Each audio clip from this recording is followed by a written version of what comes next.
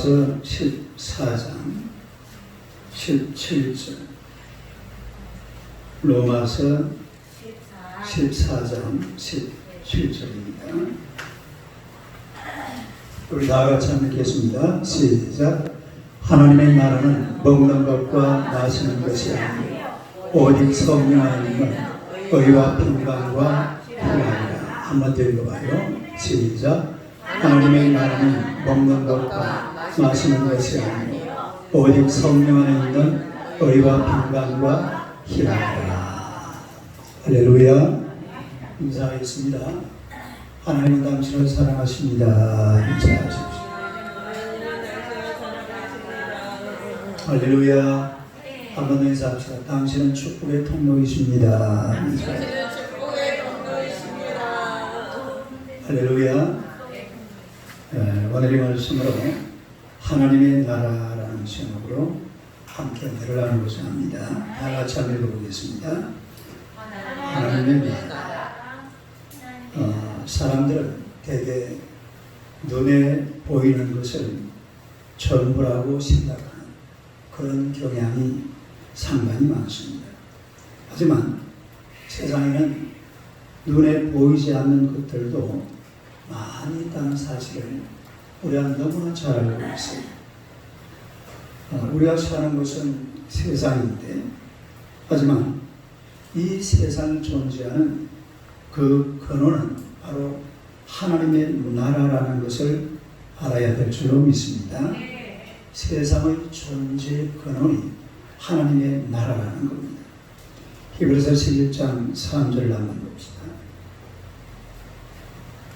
왜? 11장 3절. 아까부터 이렇더라고. 한번 읽어봐요. 시작.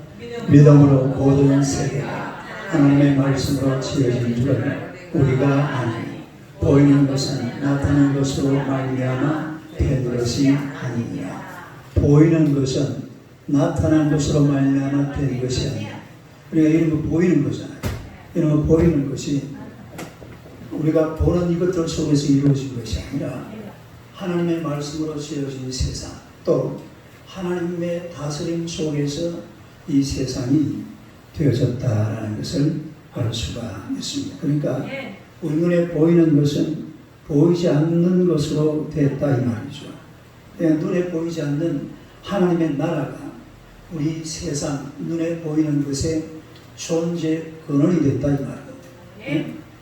이 세상이 존재하는 데는 세상만 있어서 된 것이 아니라 하나님의 나라가 있어서 이 세상이 존재하고 있는 줄로 믿습니다. 그래서 이 세상이라는 것은 하나님의 나라와 관계가 될 때에 가장 아름답고 가장 멋있고 가장 복되고 가장 영광스러운 그런 세상이 될 줄로 믿습니다. 그러니까 이 세상이라는 것은 항상 교회와 함께 세워져야 돼. 뭘 해도 마찬가지예요. 직장 생활을 해도 공부를 해도 뭐 높은 자리에 올라가도 돈을 벌어도 뭘 하든지 간에 하나님의 나라와 함께 돈도 벌고 권력도 가지고 명예도 얻고 공부도 하고 세상 이것저것 다 해야 될 줄로 믿습니다. 교회가 빠져버리면 안 돼요. 하나님이 빠져버리면 세상은 존재 자체가 아무 의미가 없어져 버리는 겁니다. 왜냐하면 존재의 근원이 하나님의 나라이기 때문에 하나님의 나라를 빼버리고 세상 것만 가지고 사는 것은 그거는 사람으로서 살아갈 도리는 아니죠. 사람은 그렇게 살아서는 안 되는 거예요. 그래서 반드시 세상은 하나님과 함께 교회와 함께 가야 될 줄로 믿습니다. 그래서 이 하나님의 나라, 우리가 사는 이 세상을 가만히 보면요, 제대로 살려고 그러면 반드시 거기에 교회가 있어야 돼요. 인간이 인간답게 제대로 한번 살아보려고 그러면 교회가 없으면 안 됩니다. 교회가 없으면 사람이 절대로 사람답게 못 삽니다. 결론입니다. 결론. 설마 그럴까? No. 교회가 없는 곳이고 사람답게 사는 것은 세상 어디에도 없습니다. 교회가 번듯하게 세워져 있고 온 동네방네만 십자가가 불이 밝혀지는 이런 곳에 가보면은 조금 그래도 사람답게 살아요.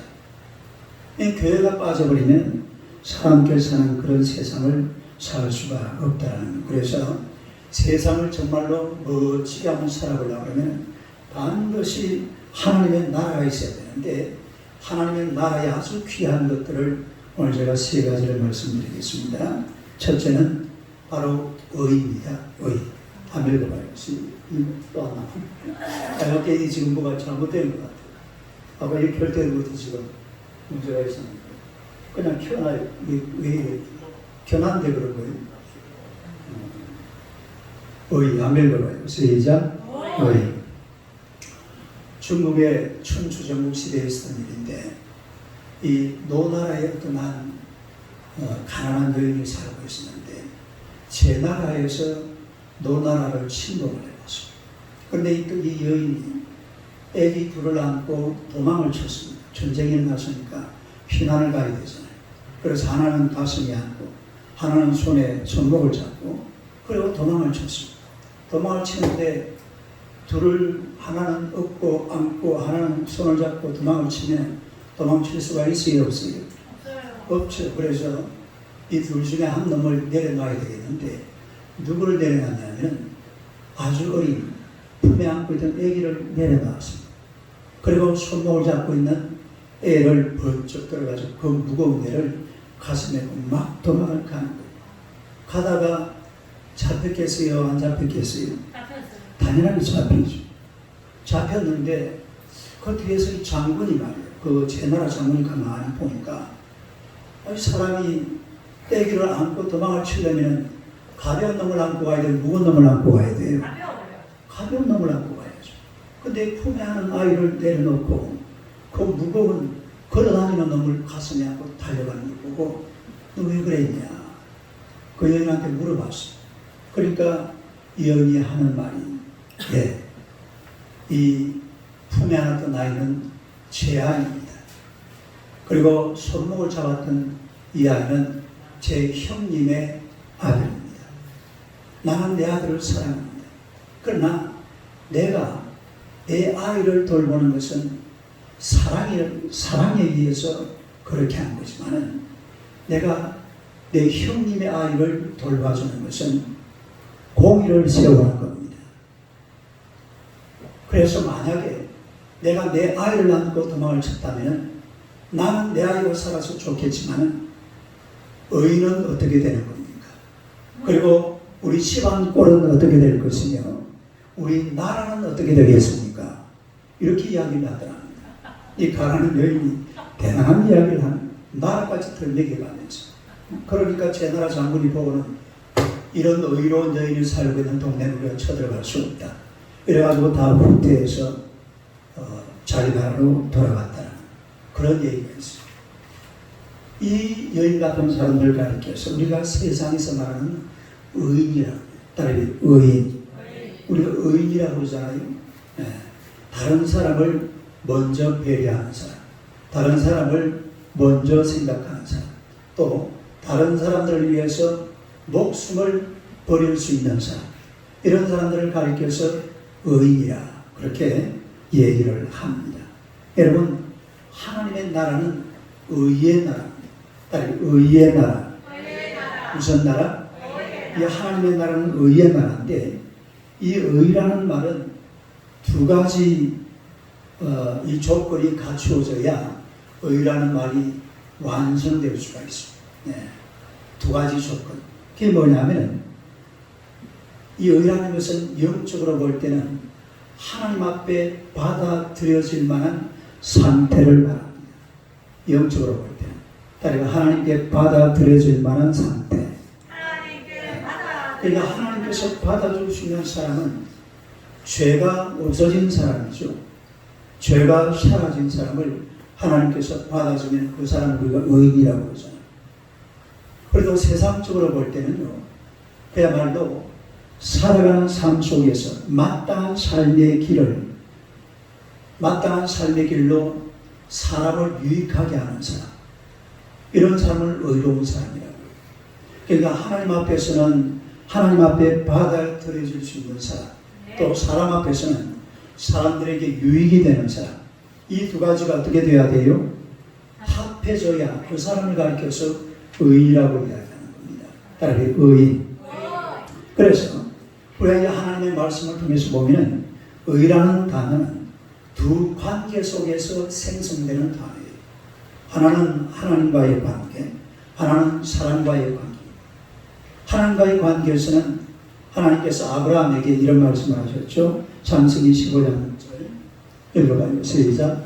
아브라함이 여호와를 믿으니 여호와께서 이를 그의 의로 여기시고, 아브라함이 여호와를 믿으니 여호와께서 이를 그의 의로 여기셨다. 아브라함이 여호와를 믿었다 이 말이죠.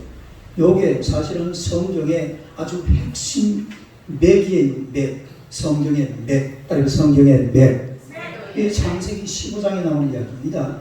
이게 나중에 이제 쭉쭉 넘어가면서 바울 선생이 로마서 1장 17절에서 그런 말을 하잖아요. 오직 의인은 믿음으로 말미암아 산다. 시작. 오직 의인은 믿음으로 말미암아 산다. 오직 의인은 믿음으로 말미암아 산다. 이게 성경의 맥이. 그래서 믿음을 가지고 하나님을 섬기는 사람, 이런 사람을 가리켜서 의인이라고 이야기하는 겁니다. 이 믿음을 가졌으니까, 내가 예수 그리스도를 믿으니까 우리의 모든 죄가 다 사함받은 줄로 믿습니다. 죄가 사함받았으니까 하나님 앞에 받아들여질 만한 사람이잖아요. 그러니까 의인이 되는 거죠. 그리고 또 사람과의 관계 속에서는, 이 사람과의 관계 속, 우리나라 이 원래 그 단군 신화에 보면 거기에 사자성어가 하나 나와요. 뭐라고 그랬어요? 홍익인간, 아니고 홍익인간. 널리 사람을 이롭게 한다 이 말인데, 그야말로 의인이라는 사람은 사람을 유익하게 만들어주는 사람, 누군가에게 유익을 주는 사람.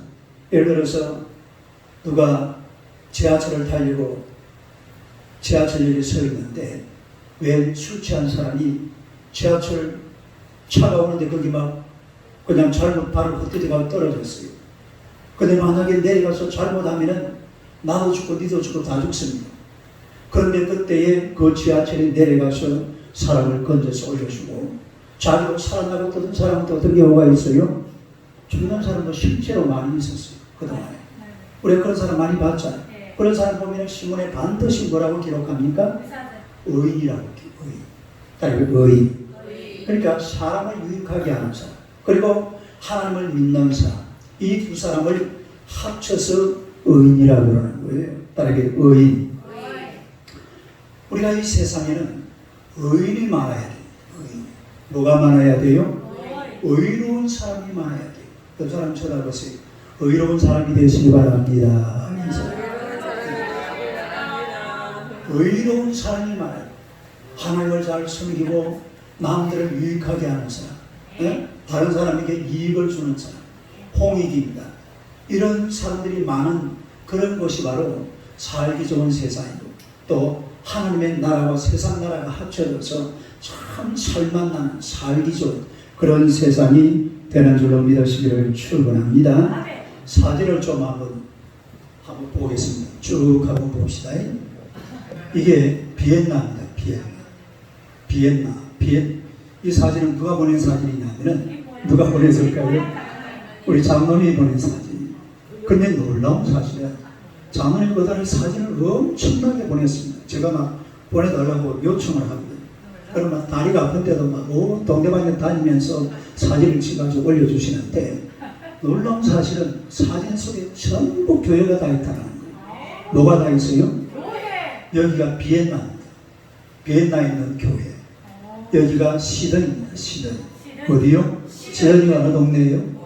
호주의 교회. 여기는 스트라스부르, 프랑스 스트라스부르라는 곳에 장로님 얼굴이 나오고, 오늘 지금 아침에 일본 가셨어요. 그 다음에 또 한번 해보세요. 여기는 이제 복을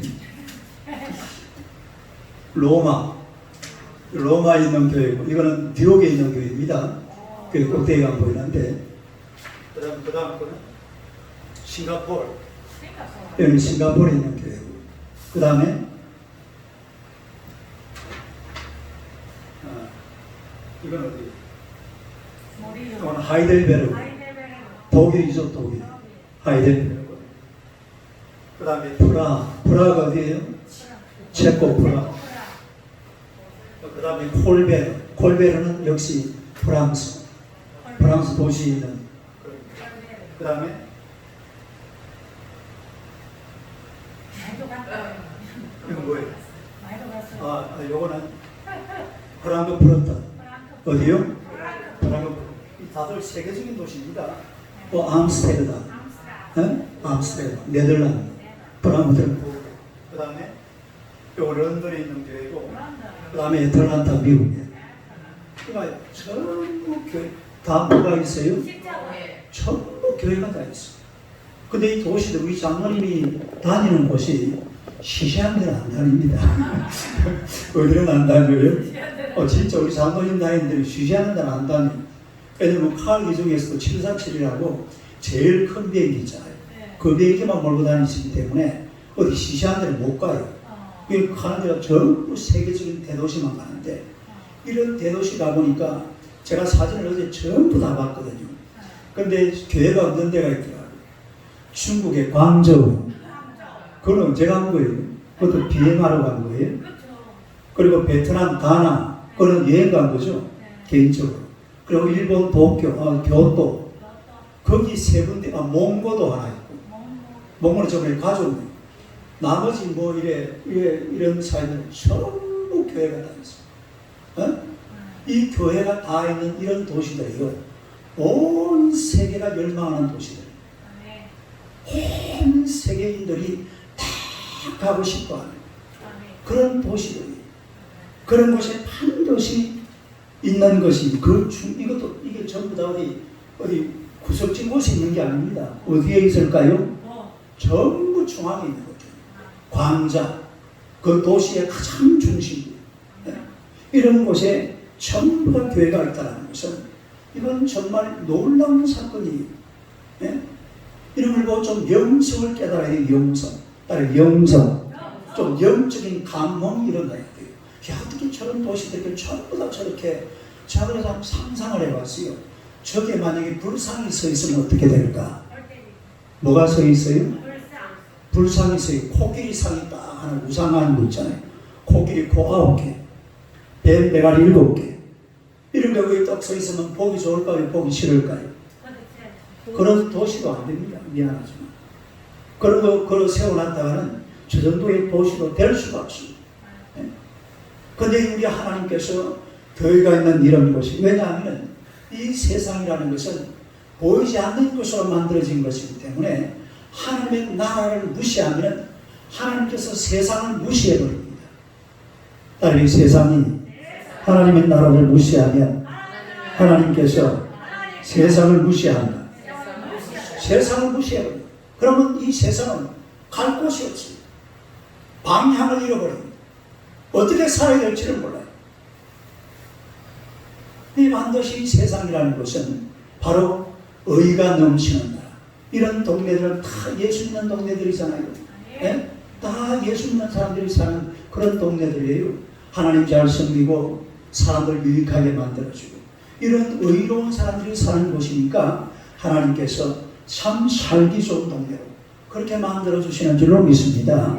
하나님의 나라와 세상 나라는 같이 가야지, 우리는 세상 속에 사니까 세상 속에 우리만 따로 살 거야, 그러다가는 하나님의 외면을 받습니다. 버림을 받아요. 큰일 날 일이죠. 그 다음에 두 번째는 평강이라고 했습니다. 한번 읽어봐요. 시작. 평강. 딸이 평강. 하나님의 나라는 먹는 것과 마시는 것이 아니요 오직 의와 평강과 희락이라. 그렇잖아요. 오늘 본문의 내용이 그런 내용인데, 여러분, 하나님의 나라는 평강이 넘치는 나라. 딸이 평강이 넘치는 나라. 우리가 교회 들어오면 가장 먼저 느끼는 이 감정이 뭐냐면 바로 평안입니다. 평안. 딸이 평안. 우리 예배당에 앉아 있으니까 좀 평안해요? 불안해요? 평안한 거예요. 예배당에 와서 하나님을 만나고 찬송을 부르고 예배를 드리면서 마음이 평안해질 줄로 믿습니다. 마음에 평화가 없으면 예배를 잘못 드리는 거죠. 예? 세상 속에서만 바쁘게 살다가 그래도 주일날 교회 와서 하나님 앞에 예배 드릴 때는 뭔가 좀 마음에 평안함이 있는 그런 예배를 우리가 하나님 앞에 드려야 될 줄로 믿습니다. 그래서 세상이라는 것은 평강이 넘치는 그런 세상이 돼야 돼요. 평강이 넘치는 세상. 평강이 넘치는 세상이 돼야 되는데 이 세상 온통 불안과 두려움 투성이다. 저 뒤에 누가 나가보세요. 세상에는 온통 불안과 두려움 투성이 이런 세상 우리가 살아가는데 그러나 교회라는 곳은 와보면 하나님께서는 저와 여러분들에게 평안을 주시는 줄로 믿습니다. 1882년에 출생하셔가지고 39살에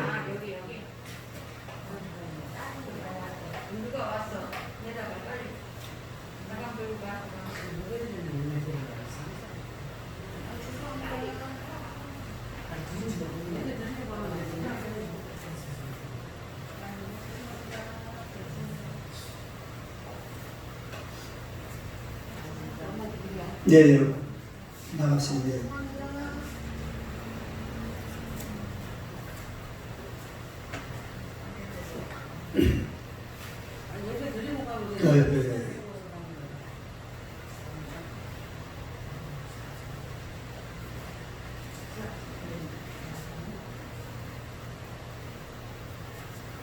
아침에 일찍 오셨네. 괜찮아요.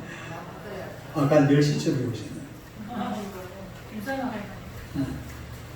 우리 교회 항상 일찍 오시는 할머니예요. 네. 자, 집중하세요. 1882년에 출생하셔가지고 39살에 하반신이 마비가 됐던 미국의 대통령이 있습니다. 몇 살 때 하반신이 마비가 됐어요? 39살. 1882년에 출생해가지고 39살에 하반신이 마비가 됐는데 그는 나이가 들면서 고혈압, 동맥경화, 또 협심증, 심근경색, 심부전 그야말로 완전 심장질환의 백화점 같은 그런 사람이었어요. 사실 이 정도 되면 불안해서 어떻게 하지를 못합니다. 실제로 이분은 굉장히 불안해가지고서 내가 앞으로 뭘 할 것인가 고민을 굉장히 했어요. 근데 그 아내가 이 힘을 줘가지고서 그 아내의 그 어떤 덕택으로 막 그냥 앞으로만 쭉 나아가기 시작하는데 이분이 바로 2차 세계대전을 승리로 이끈 루즈벨트 대통령입니다. 하반신이 마비가 돼가지고 움직이지도 못하면서 그런데도 이 사람은 미국에서 최초로 4선 대통령이 된 사람이에요. 3선 지나고 12년, 4년씩 하잖아요. 그리고 4선 대통령 당선돼가지고 65세에 돌아가셨어요. 4년 더 할 뻔했어요. 하반신이 마비가 되고 온갖 질병을 다 가진 누가 봐도 두려움의 대상 이런 사람 이분이 대통령이 당선이 되어서 한 얘기가 연설 속에 이런 연설이 나옵니다. 우리가 두려워해야만 하는 것은 우리가 두려워해야 되는 유일한 대상은 하나님이십니다. 이런 얘기였어요. 응? 우리가 두려워해야 되는 유일한 대상이 누구라고요? 하나님이시다. 그러니까 하나님만 두려워하면 다리가 마비가 되든 내일 모레 죽을 것이든 이러면은 와봐야 그냥 평안한 거예요. 누구만 두려워하면은 하나님만 두려워하면. 그러니까 이런 것 가지고는 나를 두려움 속으로 빠져들어갈 수 없게 만든다. 하나님만 두려워하면은 우리의 인생은 평안한 길을 가게 될 줄로 믿습니다. 사람 살면서 언제 평안이 오느냐? 이거요. 간단해. 예수님과 함께 하면은 우리의 삶 속에 언제든지 평안이 오게 될 줄로 믿습니다.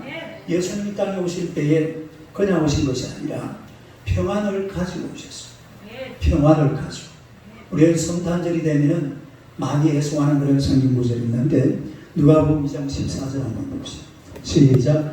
지극히 높은 곳에서는 하나님께 영광, 땅에서는 하나님이 기뻐하신 사람들 중에 평화. 그러니까 예수님이 오시는 걸 보고 천군 천사들이 막 찬양을 하는데, 이런 찬양을 하는 거예요. 평화가 지금 하늘에서 내려오는 거예요. 그러니까 우리 예수님께서 이 땅에 오실 때에 뭘 가지고 내려오셨다고요? 평화를 가지고 내려오셨어요. 우리 예수님은 평화의 왕이십니다. 실제로 이사야 9장 6절에 보면 그런 말씀이 있죠. 읽어봐요. 시작. 이는 한나비가 우리에게 낳고 한나들을 우리에게 주신가 되었는데, 그의 어깨에는 정사이었고 그의 이름은 기묘사, 모사, 전능하신 하나님과 영존하신 아버지라 평강의 왕이라. 할렐루야. 평강의 왕. 이 예수님은 평강의 왕이십니다. 평강의 왕이신 예수님께서 우리의 삶 속에 들어오시면 평강이 넘치게 될 줄로 믿습니다. 평강의 왕이신 예수님께서 우리 가슴으로 들어오시면 평강이 넘치게 되는 거예요. 평강의 왕이신 예수님께서 우리 나라와 민족의 가슴 속으로 들어오면 나라가 평안하게 될 줄로 믿습니다. 할렐루야. 실제로 그래요. 그래서 평안은 언제든지 예수님과 함께 옵니다. 이 세상 돌아가는 게 예수님을 빼고 나서 평화는 없어요. 예수님이 없는 평화, 그건 사실 보면 평화가 아닙니다. 그런 평화는 없습니다. 우리가 이 세계를 한번 보면요, 교회가 없는 동남아시아, 저 아프리카 이런 데는 보면 반군이 많아요. 반군. 뭐가 많아요? 반군이 뭐예요? 정부에 반대하는 반군들이 동남아 가면 전부 다 있습니다. 제가 이 부에노라는 곳에 가서 이 단기 선교를 했는데, 그 부에노에 있는 우리 선교사가 교회를 3개를 개척했어요. 그런데 그 중에 한 교회, 하루는 목사님이 예배를 드리고 있는데 반군 중에 누가 들어가가지고 총으로만 목사님을 쏴 죽여버렸어요. 그 제가 단기 선교하던 그런 곳입니다. 이 반군들이 많아요. 또 중동 지역도 마찬가지입니다. 중동에는 테러가 많아요. 테러가. 뭐가 많아요? 이슬람 사람들은 그렇게 테러를 많이 해요. 이슬람 사람들이 누구한테 테러를 잘하느냐 하면 기독교인들에게 많이 합니다. 그런데 놀라운 사실은 자기들끼리 하는 거예요. 그러니까 중동 지역에는 가정에 들어가 보면 어느 가정이든지 불구자들이 있습니다. 눈이 없는 사람, 코가 날아간 사람, 귀가 날아간 사람, 손 날아간 사람, 팔이 없는 사람, 다리가 없는 사람, 배가 터진 사람. 그 왜 그런지 아세요? 이곳에 있는 사람이 와가지고 테러를 하는 거예요. 이런 일이 막 비일비재하게 일어나요. 그래가 맨날 전쟁을 하고, 이렇게 하니까 그 전쟁하는 그 틈에 누가 끼어들었냐면 미군들이 끼어듭니다. 누가 끼어들어요? 반드시 미국이 끼어들어요. 다른 나라는 미국이 먼저 들어가고, 그리고 조금 있으면 영국에서도 오고, 독일에서도 오고, 프랑스에서도 오고, 이탈리아에서 이래가지고 모여들어서 그 나라를 지켜주는 거죠. 그러니까 반군하고 정부군 사이 미군이 딱 들어가가지고 싸우지 마라, 이래가지고 지켜주고 있는 거예요. 지금 우리나라도요, 6.25 사변 이후에 지금 평화협정을, 정전협정이죠. 이 정전협정을 북한하고 유엔 사령관이 맺은 겁니다. 우리 남한은 쏙 빠졌습니다. 그리고 그동안에 3.8선을 누가 지켰습니까? 미군이 다 지켰어요. 그리고 북한은 지금 전쟁을 하려고 그러면 누구랑 전쟁을 해야 됩니까? 미국하고 전쟁을 해야 돼요. 우리하고 전쟁하는 게 아니에요. 아직까지는 그렇게 되어 있어요. 그러니까 전쟁이 일어나겠어요? 안 일어나겠어요? 우리나라가요, 100만 년 역사 속에 전쟁이 몇 번 일어났냐 하면 970번 일어났습니다. 100만 년이 몇 년이에요? 5,000년이잖아요. 그럼 970번 일어났으면 몇 년마다 한 번씩 일어났습니까? 5년마다 한 번씩, 5년마다 한 번씩 전쟁이 일어나는데, 지금 6.25 전쟁 이후에 지금 몇 년 동안 전쟁이 없어요? 70년 동안 전쟁이 없습니다. 누구 때문인지 아세요? 미군 때문에 그래요. 이승만 대통령의 작품이에요. 우리나라의 역사를 모르는 사람은 그런 걸 잘 모릅니다. 이승만 대통령이 그렇게 되도록 딱 만들어 놨어요. 예? 우리나라가 지금 미국하고 상호 박이 조약을 맺고 있거든요. 이게 무슨 얘기냐면 만약에 우리나라 대한민국을 누가 전쟁을 벌이면 미국이 와서 도와준다 이 말입니다. 그런데 미국이 만약에 공격을 당한다. 그럼 누가 가서 도와줘야 돼? 우리가 가서 도와줘야 되는데 도와줄 게 있어요, 없어요? 우리는 그저 먹는 거예요. 이런 미국하고 이런 방위조약을 맺어놓는다면 전 세계에서 대한민국밖에 없습니다. 이승만 대통령의 작품입니다. 네?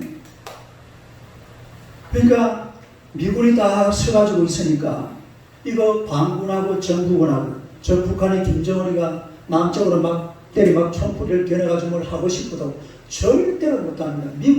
미군들 저번에요. 실제로 클린턴 대통령 시절에 도끼만행 사건이 있었잖아요. 기억나요? 네. 그때 클린턴이 북한 때리면 첫 바삭벌려고 그러고요. 예? 한 번밖에 갖다 퍼먹으려고 했어요. 근데 그걸 갖다 김영삼 대통령인가요? 잘 이렇게 말려가지고 수습이 된 거죠. 예. 그때 전쟁이 일어날 뻔해 미군들은요, 자기 나라 국민들 중에 누가 뭐 이렇게 막 테러를 당하고 이러면요, 미국 전체가 막 달려들어버립니다. 한 사람도 하는데. 겁나는 나라예요. 그 화력이 보통 화력이 아니잖아요. 그 북한이 뭘 하고 싶어도 남한에 아무것도 못합니다. 다 미군 때문에. 그런데 어떤 놈들은 보면 미군 물러가라. 미군 물러가면 우리나라는 공산화 되죠. 북한처럼 살아야 돼요. 물어보세요. 북한처럼 살고 싶고요, 남한처럼 살고 싶고요. 그 미친놈들이 있어요. 이승만이를 미군 물러가라. 미군 물러가는 그런들이 내가 놀라운 사실은 전부 저거 새끼들 미국 다 보내놨더라. 어머니는 미국 안 가봤지? 아빠를 잘못 만나가지고 미국 따지가 한번 못 가봤어. 근데 그 미국 물러가는 놈들이 보니까 전부 저거 새끼들은 그 대표적인 사람은 노무현 대통령이잖아요. 노무현 대통령 되고 나면 전 세계 국가에서 전부 미국에 다 갑니다. 네 번의 대통령 되었습니다. 좀 봐주겠습니다. 이래 해야 내 푼 주거든. 근데 노무현 대통령이 뭐 했는지 알아요? 내가 미국 왜 가야 되는데? 기억나죠? 그런데 나중에 알고 보니까 저 새끼들은 저 미국 다 보내.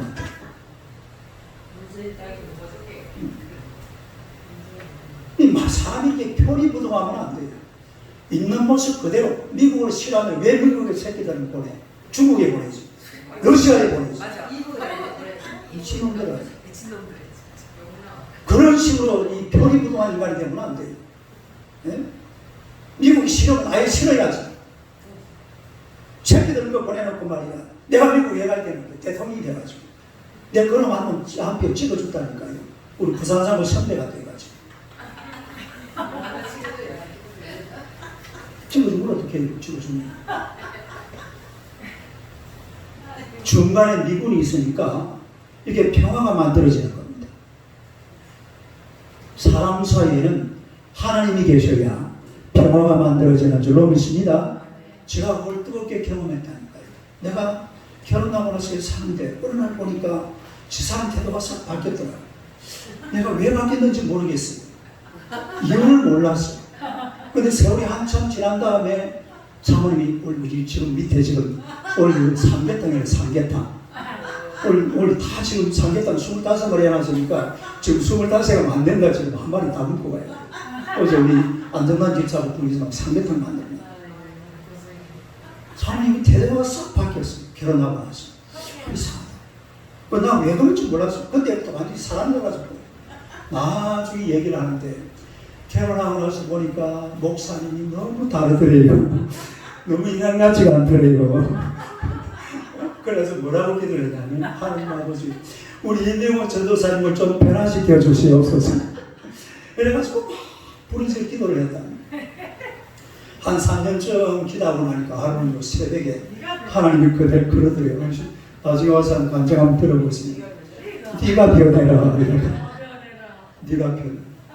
싫어합니다. 싫어. 여기 있으면 좀 저거 올라오래. 저 올라오래.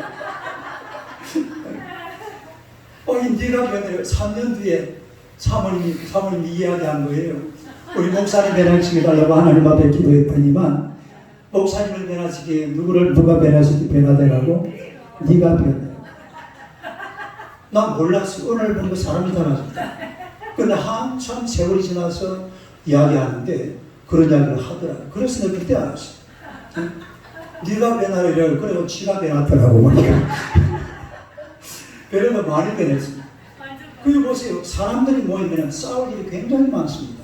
물론 이제 저는 싸울 일이 없어요. 저는 뭐 집사람 있으면 그 자체가 좋으니까. 네? 싸울 일이 많은데 거기에 누가 끼어들어야 돼요? 하나님이 끼어들어야 돼요. 사람 사는 세상은 누구든지 만나서 조금만 지나보면 싸울 일이 반드시 생겨요. 반드시 생겨요. 그러나 이것을 갖다 잘 화합시켜주고 정말로 하나로 만들어주고 이렇게 만들어주시는 분은 예수 그리스도이신 줄로 믿습니다. 그래서 예수 그리스도를 통해서 우리가 이 세상에서 평강을 누릴 수가 있다. 그런 이야기입니다. 그 다음에 세 번째로 희락. 희락 한밀로 읽어봐요. 시작. 희락. 희락이라는 말은 기쁨을 말하는 거죠. 다른 기쁨. 여러분들이 예수 믿는 사람들은 항상 기뻐하라고 했어요. 다른 항상 기뻐하라. 항상 뭐하라? 항상 기뻐야 되는데 기뻐해야 되는 이유가 있습니다. 왜 기뻐해야 되느냐면 하나님의 나라에 들어온 사람들은 하나님의 나라에 들어오기까지 거기에 누가 계십니까? 예수 그리스도의 보혈로 죄 씻음 받아야 하나님 나라에 입학할 수 있는 자격이 생기는 거예요. 예수 그리스도의 보혈로 뭘 받아야 돼요? 죄 씻음. 다른 죄 씻음. 죄 씻음 받는 그 순간 구원을 받습니다. 오늘 여러분들은 구원받은 하나님의 백성들인 줄로 믿습니다. 왜 구원을 받았죠? 구원을 받았으면 하나님께서 그냥 안 있어요. 하나님이 돌보시고 하나님이 지켜주시고 하나님이 보존하시고 보존해 하나님이 지키시고 보존하시고 인도해 주신다 이 말이에요. 거기다가 나중에 세상 떠날 때 죽어서 이 세상을 떠나면은 지옥은 빠이빠이 지옥은 빠이빠이 나는 구원열차 올라타고자 하늘나라 가지요 빵빵 할렐루야. 이래가지고 천국에 들어가는 줄로 믿습니다. 그러니까 예수 믿는 사람들은 그 속에 엄청난 기쁨을 장착하고 있습니다. 다른 내 안에는 기쁨이 장착되어져 있다. 소위 말해서 복음의 주인공이 되는 거예요. 다른 복음의 주인공. 오늘 저와 여러분들이 복음의 주인공이 된 줄로 믿습니다. 복음이 얼마나 귀한 겁니까? 이 복음의 주인공이 바로 오늘 저와 여러분이 되었습니다. 그러면 우리 속에는 누가 뭐래도 큰 기쁨이 있는 겁니다. 큰 기쁨을 이미 마음에 가지고 있습니다. 그래서 언제든지 예수 믿는 사람들은 그 마음속에 기쁨이 가득 채워져 있습니다. 다른 기쁨이 가득 채워져 있다. 어디에? 내 마음속에. 이 기쁨이 가득 채워져 이걸 갖다가 이제는 기쁨이라는 것은 밖으로 표현을 해야 돼요. 미소로 표현하고 말로 표현하고 행동으로 표현하고 행함으로 또 무슨 삶으로 생활로 우리 속에 있는 기쁨을 세상에 나타내 보여야 될 줄로 믿습니다. 그래야 세상이 예수 믿는 나라가 되는 거예요. 밝고 환한 나라. 에덴 동산 같은 그런 나라였잖아요. 예? 우중충한 이런 동네 말고 좀 밝고 환한 나라. 아주 막 사람 살기 좋은 이런 동네 어떻게 만들어가느냐? 여러분 속에 있는 기쁨을 자꾸 밖으로 내뱉어놔야 돼요. 이걸 어떻게 내뱉어놓느냐? 그야말로 여러분이 우리가 살면서 우리의 미소를 통해서 얼굴을 통해서 기쁨이 밖으로 나와야 됩니다. 다른 내 얼굴을 통해서 기쁨을 밖으로 내보내자.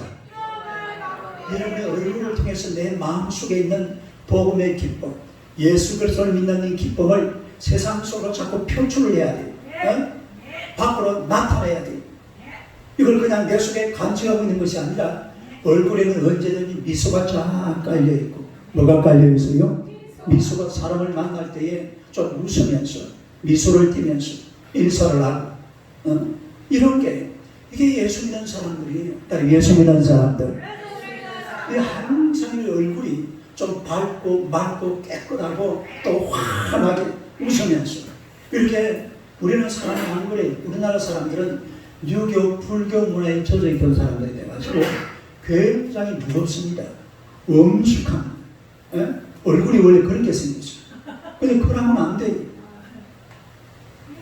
제가 저번에 그랬잖아요. 미국에 2달 있어 보니까 딱 하나 정말로 새로운 문화 속에 들어간 게 처음 만나는 사람, 전혀 모르는 사람. 내가 지금 한국에서 미국에 와서 한 2달 살았거든요.